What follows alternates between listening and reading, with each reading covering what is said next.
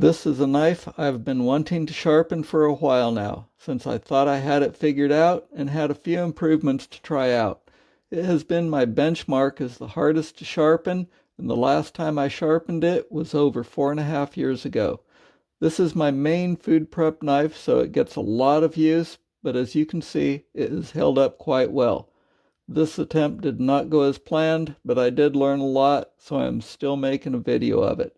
I think the biggest takeaway for me is the importance of stability and repeatability, both of which I failed at. I will go into more detail in the conclusion, but you will have to watch the video for the granular details. The sharpening setup. So if you've seen previous videos, being ceramic, the magnets don't work, the knife is moving. Video made it look really bad. So I've added a little bit of rubber to one end of a Edge Pro blade guide off my apex, and then an 1/8 inch piece of aluminum on the other end to clamp the blade in place. Let's see here. Doing 15 degrees on the sharpener. The blade's the spine is 66 thousandths thick, so it's a fairly thin blade. So it's pretty close to 15 degrees as far as the blade's concerned.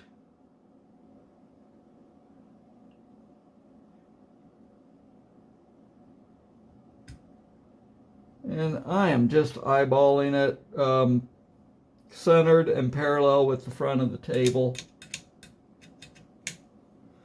Clamp it in place.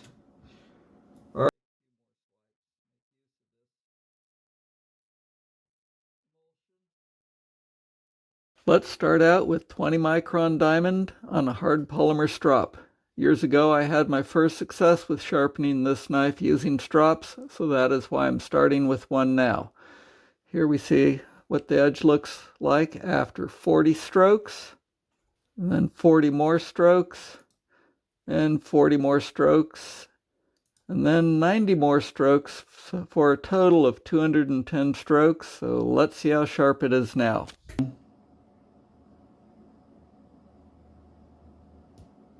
This is after 80 strokes with the 10 micron strop.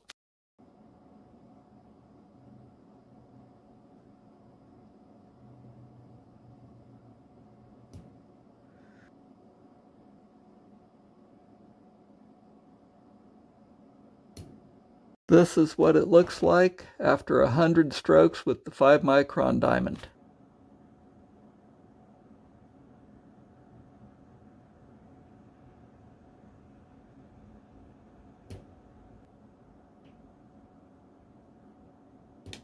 This is after 100 strokes with the 1 micron diamond. And as you can tell, something weird is happening at the apex. For reference, the width of this photo is about 50 thousandths, so I'm saying this weirdness at the apex is maybe 3 thousandths of an inch tall. Still quite fine, but something's wrong and it's going to show up in the best. This is why the best score is going up.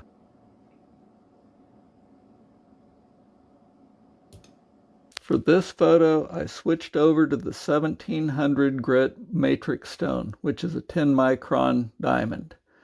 And as you can see, it's not apexing. This not reaching the apex is just getting worse, and I think it's because I wasn't locating the blade accurately enough when clamping. Here's the same sharpening, but just a different spot in the blade. From here on out, it should be the same spot in the blade. This is just another spot. This is kind of the worst spot in the blade I could find. Here's after another 100 strokes with that same 10 micron stone, 100 strokes with the 5 micron strop. Here I've gone to a 20 micron strop after 50 strokes. What I find interesting here is look at the pock marks along the apex. That we're going to talk about a little later. 100 strokes with the 950 matrix stone, which is a 20 micron diamond, and we're still not cleaning up the apex. This is 10 strokes with the 5 micron matrix stone, or the 4000 grit matrix stone, 5 micron diamond. This is after 50 strokes, and as you can see, I'm not reaching the apex, so I'm not doing any good. This is after 100 strokes back to the 1700 grit matrix, and then 60 strokes 450 grit matrix, which is a 40 micron diamond. We're still using that 450 matrix stone, but after 100 strokes. I think we've apexed it here, and it's looking better.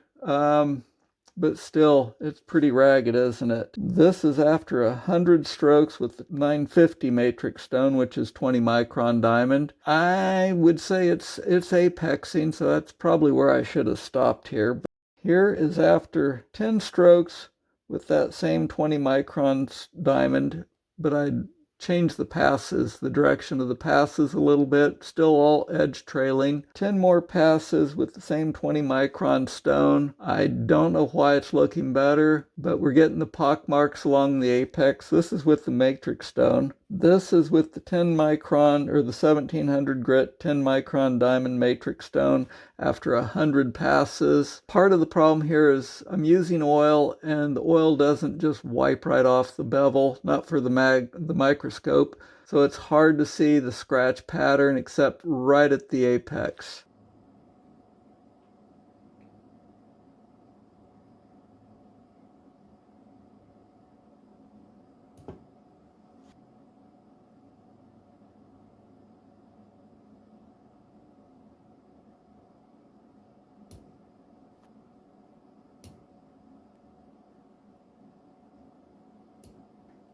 This is what the bevel looks like after 200 strokes with the 4000 grit matrix stone.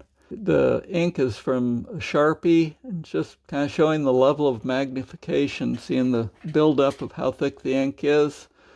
Edge looks good in some spot, but obviously from the best scores, it just depends on where you measure it, because there's quite a bit of damage.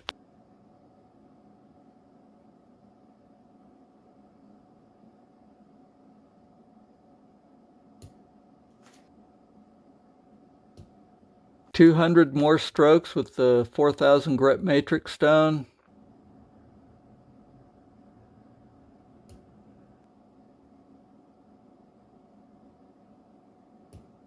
This is after 200 strokes with a 1 micron strop.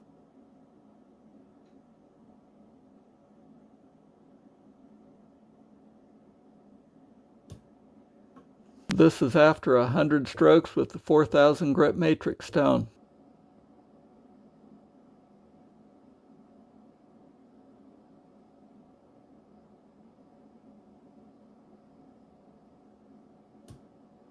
This is after 200 strokes with the 1700 grit matrix stone.